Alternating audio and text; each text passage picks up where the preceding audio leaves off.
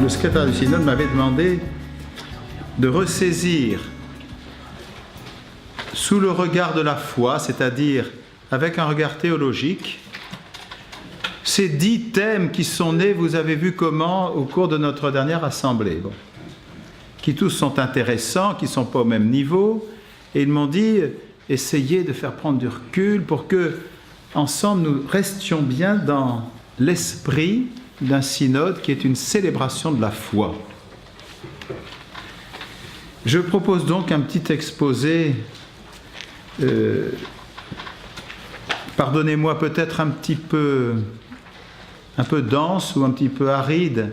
J'espère quand même qu'il est audible. Ceci étant, si quelques-uns s'endorment, il suffit qu'ils se réveillent dans un quart d'heure. Voilà, enfin, on n'a pas prévu de lit, mais... Je me suis beaucoup interrogé sur la demande du secrétariat. Comment aider une assemblée synodale dont je suis membre comme baptisé, et puis avec la responsabilité d'évêque. Et il y a quelques semaines, en célébrant l'Eucharistie un matin, j'ai eu une lumière. Ça n'arrive pas tous les jours. Cette lumière m'est venue en prononçant cette demande de la prière eucharistique numéro 3. Affermis, Seigneur, la foi et l'amour de ton Église au long de son chemin sur la terre. Vous comprenez bien pourquoi cette demande a fait tilt. Parce qu'il y est question d'une Église au long de son chemin sur la terre. Synode, c'est prendre un chemin ensemble. Je dirais donc d'abord que la foi et l'amour, notre foi et notre amour, ont besoin sans cesse d'être renforcés, affermis, la foi et la charité de ton Église. Comme les apôtres, nous éprouvons sans doute le besoin de demander souvent au Seigneur que notre foi soit augmentée. Elle est réelle, bien sûr, mais elle est souvent timide et peut-être pas assez continuellement éclairée. Mais qu'est-ce que la foi ?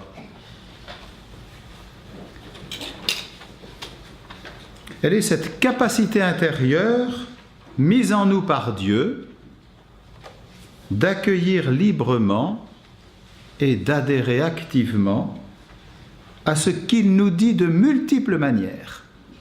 C'est l'expression de l'auteur biblique, la lettre aux Hébreux. Dieu nous parle de multiples façons. Il parle à la conscience humaine de manière toujours nouvelle et de plein de moyens, avec plein de moyens. D'abord dans les merveilles visibles de la création. Franchement, de nouveau, la Providence nous gâte aujourd'hui. Même les Chalonnais sont sortis de leur brume pour venir au soleil de Paray-le-Monial. Oh pardon, excusez-moi. Non, c'est pas très bien dit. Je veux dire qu'ils ont goûté la beauté de la brume, et en sortant de la brume, ils ont goûté la beauté des arbres givrés avec le soleil. Ça va mieux comme ça? Oui, merci. Oui. Le courage et le témoignage des prophètes et des martyrs. Et au plus fort de l'histoire, il nous parle, nous communique tout de lui-même en Jésus. Jésus est ainsi reconnu, grâce à la foi, comme l'image véritable et parfaite du Père. C'est ce que nous disons dans le credo, il est vrai Dieu, né du vrai Dieu. La foi est donc fondamentalement réception permanente du don de Dieu. Elle est adhésion à un amour qui ne vient pas de nous. Saint Jean l'exprime ainsi, nous avons reconnu l'amour que Dieu a pour nous et nous l'avons cru. Croire quelqu'un, voilà la foi. Et si par malheur l'amour s'éteignait, disparaissait sur cette terre, tout ce que nous pourrions faire, tout ce que nous pourrions projeter, deviendrait complètement vide et, disons-le, insupportable. Sans l'amour, je ne suis rien. cette vérité chantée dans la première lettre aux Corinthiens s'applique évidemment à l'Église aujourd'hui en Saône-et-Loire. Donc, nous faisons entièrement nôtre cette demande. Affermis, Seigneur, la foi et la charité de ton Église au long de son chemin sur la terre. J'observe ensuite que la prière ne dit pas « Affermis, Seigneur, la foi et la charité de notre Église », mais de ton Église. L'Église est en effet inséparablement humaine et divine.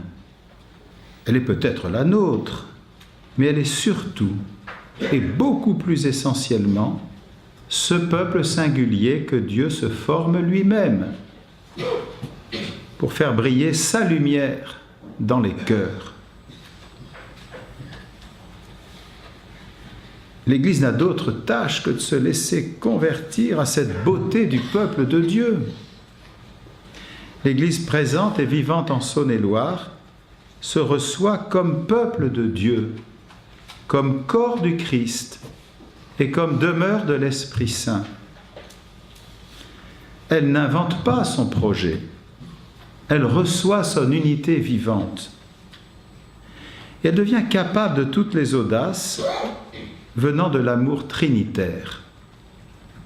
Elle cherche à vivre toujours mieux les commandements de Dieu, et en ce sens, elle prend d'abord régulièrement le temps d'écouter et de garder au cœur l'Évangile. C'est d'ailleurs l'expérience que nous venons de vivre dans la basilique pendant 3 quarts d'heure. Comment pourrait-elle annoncer ce qu'elle n'aurait pas reçu vraiment au cœur ?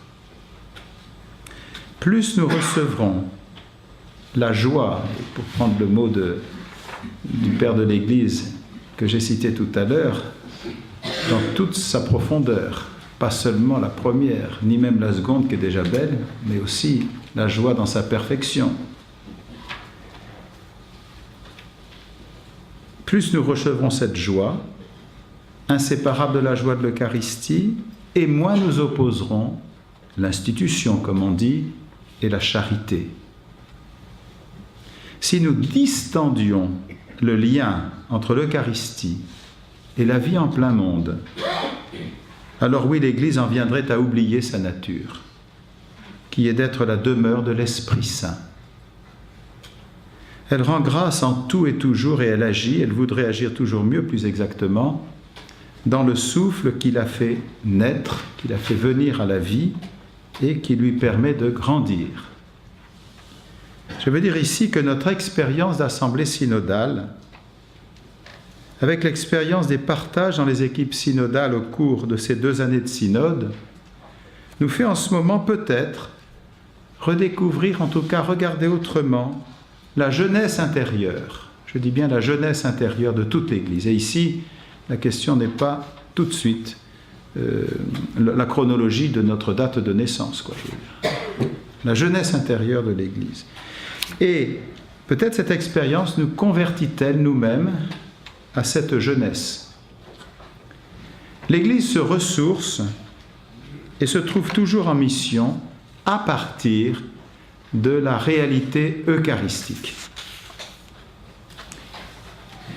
Je continue toujours ce fil de la petite demande inscrite dans la prière eucharistique numéro 3. Pourquoi cette demande affermit, Seigneur, la foi et l'amour ne comporte-t-elle pas la demande d'affermir l'espérance ? Le fait même de prier est déjà en soi une activité de l'espérance. C'est même la première et fondamentale activité de l'espérance. Celui qui n'espère plus rien ne prie plus. Alors vous allez me dire, il y en a qui ne prient plus. Et je pensais à ce moment-là que la liturgie des heures, cette liturgie au fil des jours, n'est pas simplement la prière de quelques baptisés qui se ressourcent un petit peu avec le Seigneur. Non, c'est la prière pastorale de tout le peuple de Dieu. C'est-à-dire qui prend en elle le cri, les désespérances, les soifs, les joies bien sûr, de toute l'humanité, y compris de ceux qui ne peuvent plus, ne savent plus prier. Mais c'est à l'intérieur de la prière que nous demandons d'être affermis dans la foi et l'amour. Prier en vérité, c'est poser l'acte d'espérance, j'allais dire le plus profond qui soit. Comment ne pas être heureux du vrai renouveau de la prière un peu partout dans l'Église? Comment ne pas être heureux également de toutes les occasions multiples de rencontres avec des personnes que parfois on dit non-croyantes et qui vivent de très belles choses en conscience, qui attendent plus que nous l'imaginons de recevoir l'Évangile avec nous. Le fait même de nous retrouver à plusieurs et de prier est en soi aussi une manifestation de l'espérance de l'Église. Je pense, par exemple, aux équipes d'animation pastorale. Lorsque l'on pose devant le Seigneur, en équipe d'animation pastorale, les soucis et les questions, non seulement chacun va se retrouver à sa vraie place, c'est-à-dire situé ensemble dans les différenciations avec et éclairé par le Seigneur. Dans une équipe d'animation pastorale, on ne peut discerner le chemin à prendre que si l'on se situe radicalement dans cette dépose de toutes choses, pas seulement dans la prière, mais vraiment dans l'alliance. Oui, enfin la prière, mais pas simplement comme un temps de la réunion. Il faudrait rester dans cet esprit-là toujours, sans lequel le discernement risque d'être un discernement à la petite semaine. Marcher sans se décourager, s'éprouver comme pèlerins, et non pas comme des gens déjà parvenus, n'est-ce pas aussi le signe fort de l'espérance? L'auteur de la lettre aux Hébreux dit que la foi est le moyen de connaître des réalités qu'on ne voit pas. Pour lui, foi et espérance sont presque synonymes. Et dans l'esprit de la prière eucharistique numéro 3, qui a été, on ne va pas faire trop de digressions liturgiques, mais qui a été donc une belle écriture post-conciliaire à partir du mystère trinitaire, une des nombreuses références sous-jacentes à cette prière, c'est le mot d'Augustin. Pour Augustin, l'Église, dans son pèlerinage, ce n'est pas d'abord une affaire spatio-temporelle. L'Église avance, dit Augustin, dans sa marche sur la terre entre les persécutions du monde et les consolations de Dieu. Elle avance dans sa marche entre les consolations de Dieu et les persécutions du monde. À un autre endroit de l'Eucharistie, nous entendons une prière qui concerne aussi la foi, mais qui est jointe ici non pas directement à l'amour, mais à la réconciliation. C'est une prière qui se dit juste avant la fraction du pain. Dans cette prière, nous demandons que le Christ ne regarde pas nos péchés, mais la foi de son Église. Comment demander cela si nous-mêmes n'éprouvons pas le bonheur inimaginable de la miséricorde? Dieu est miséricorde. En lui se trouve le secret de toute prière et de tout amour actif authentiquement digne de ce nom. Être détourné du chemin de mensonge, être rétabli dans la douceur de la confiance fraternelle, être attentif à ceux et celles qui éprouvent dans leur propre chair les ravages du mal, être ensemble les témoins du Christ. Voilà la mission de l'Église inséparable de la plongée eucharistique. La plongée eucharistique est aussi un élan, un dynamisme qui remet sur la route, qui pousse en avant, qui fait vivre ce bon exode salutaire. C'est pourquoi le détournement de l'inclination vers le mal, en regard vers le bien et seulement le bien, c'est quelque chose de divin. C'est cela qui donne l'élan quotidien de marcher. Dans cette mystérieuse fermeture des yeux du Seigneur sur notre péché. Je dis bien cette mystérieuse fermeture des yeux du Seigneur sur notre péché. Nous trouvons la porte de la vie. Le chant adressé au Christ au cœur de l'action de grâce n'est-il pas précisément appelé le mystère de la foi? Nous proclamons la mort du Seigneur ressuscité dans l'attente joyeuse et persévérante de sa venue. L'année jubilaire tant voulue par le pape nous en a donné le goût renouvelé. Réconciliés, nous suivons la route de miséricorde. Donc le secrétariat du synode m'avait demandé de donner un fil rouge. Théologique avait-il dit aux coups de cœur qui seront énoncés cet après-midi. Et que André est déjà un petit peu... Non, c'est surtout André qui les a évoqués déjà. J'ai indiqué ce fil à partir de la prière eucharistique, dans laquelle nous demandons à Dieu de recevoir une foi et un amour grandissants. Concernant les mobilités humaines, notre diocèse nous appelle, situé qu'il est entre deux fleuves, à être attentif à toutes les personnes habitant sur nos territoires, à celles aussi qui y vivent par intermittence pendant les vacances, et celles qui y transitent occasionnellement. Sommes-nous assez pauvres, c'est-à-dire disponibles aux dons de Dieu, pour être enrichis par les rencontres avec, entre guillemets, l'étranger? Concernant la charge curiale et l'animation des paroisses, je souligne simplement ici l'importance de lire l'exhortation du pape, la joie de l'amour, sans nous laisser polariser exclusivement sur le chapitre 8. Fort intéressant. Enfin, le pape n'a quand même pas écrit que le chapitre 8 est certainement pas simplement une note en bas de page. Donc voilà, il faut encourager à ne pas lire un Maurice Laetitia simplement à partir du chapitre 8 et en se bornant au chapitre 8.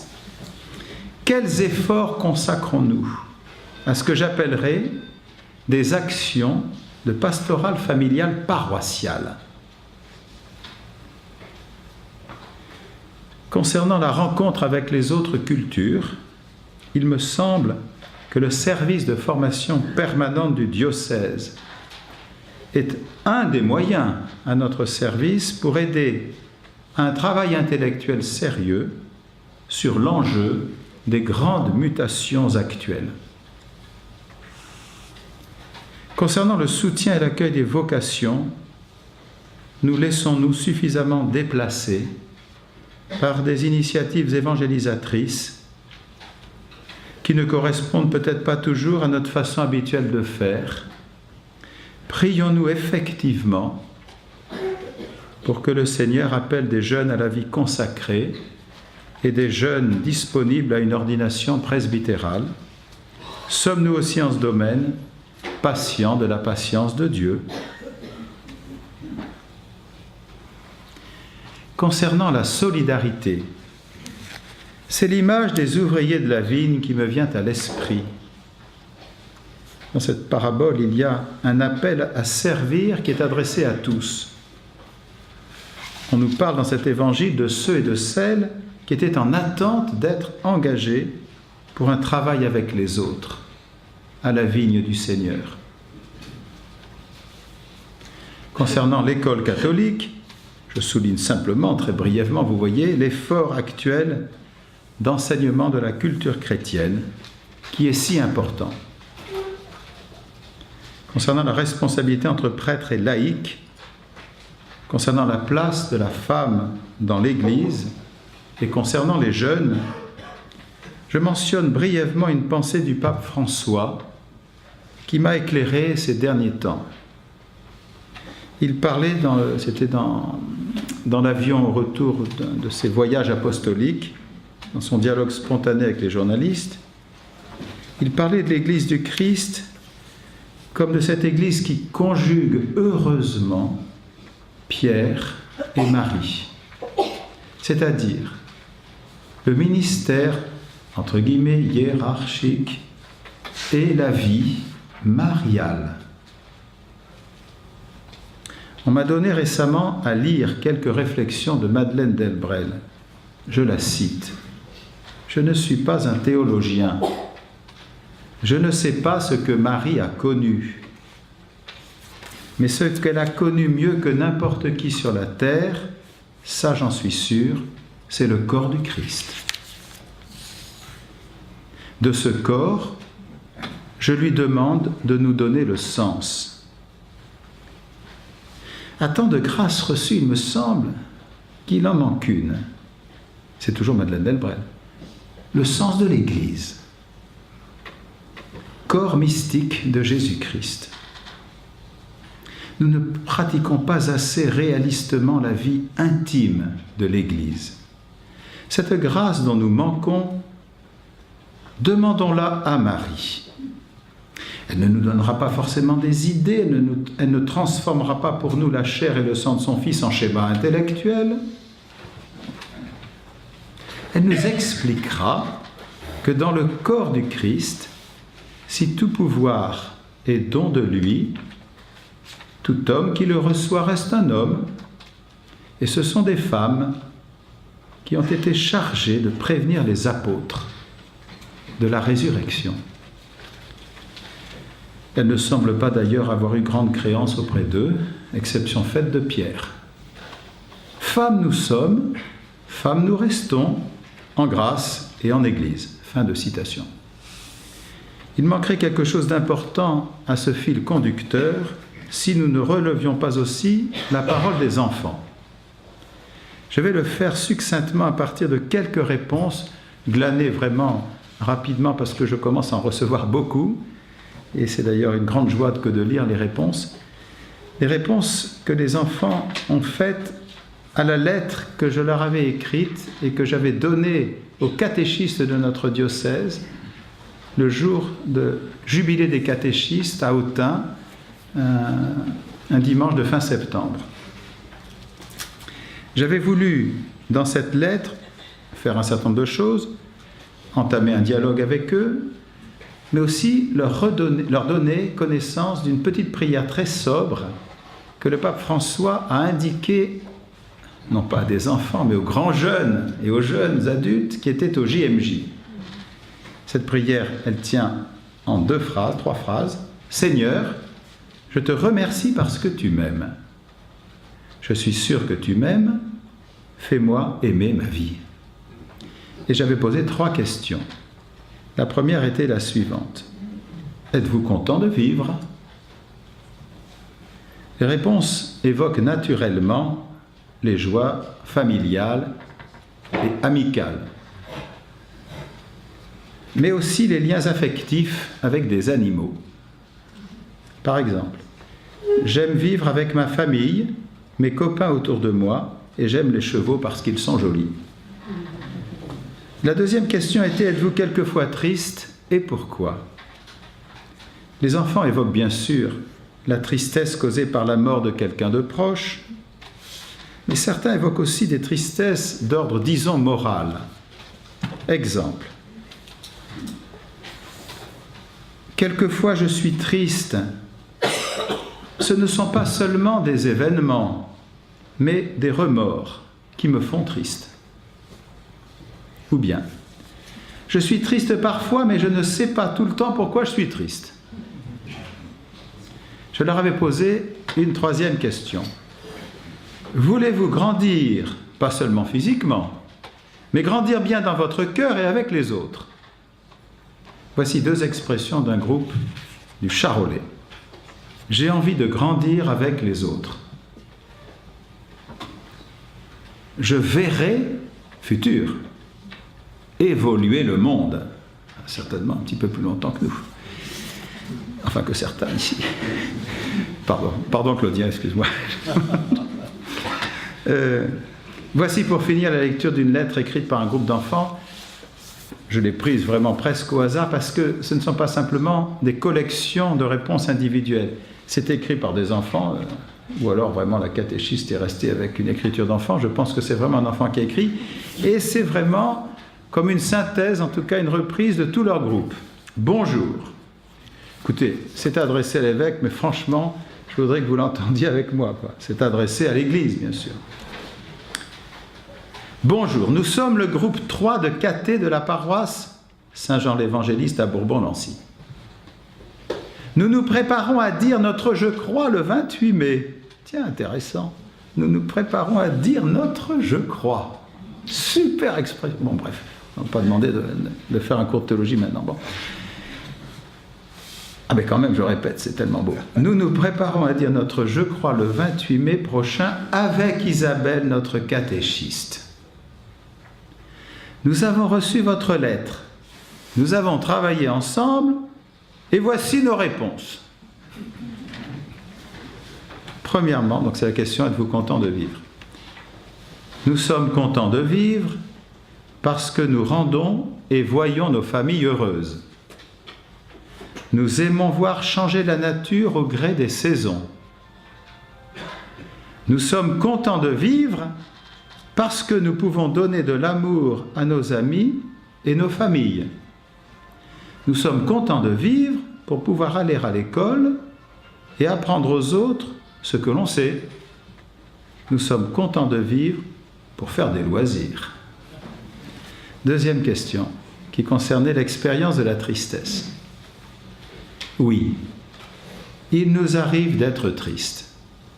Quand une personne que l'on aime disparaît, monte au ciel, c'est mis entre parenthèses, ou quand elle s'éloigne géographiquement de nous, il nous est plus difficile de lui montrer notre amour. Quand on voit une personne dans le besoin, entre parenthèses, qui a faim, qui a froid, qui n'a pas d'argent, qui n'a pas de toit pour dormir, fermez la parenthèse. Quand les gens que l'on aime sont malades ou à l'hôpital, quand il y a la guerre dans certains pays du monde, entre parenthèses, beaucoup de gens meurent pour rien. Troisième question. Oui, nous voulons grandir. Nous devons changer. Faire une grande place dans notre cœur pour Jésus et pour tout le monde qui nous entoure. Aider, partager, donner et surtout aimer, c'est écrit en majuscule, aimer, se sentir bien avec d'autres, avec les autres, aimer nous rend heureux et nous fait grandir. À bientôt à Bourbon-Lancy. Camille, Louana, Blandine, Anne-Claire, Clarisse, Marie-Lou, Perrine, il y a beaucoup de filles, décidément. Enfin bon, il y a peut-être quelques garçons. Ah, tout peu des écritures de garçons plus petits. En bas, Bastien, Doriane, je ne sais pas. Voilà, merci de votre attention. Ceux qui se sont endormis peuvent se réveiller.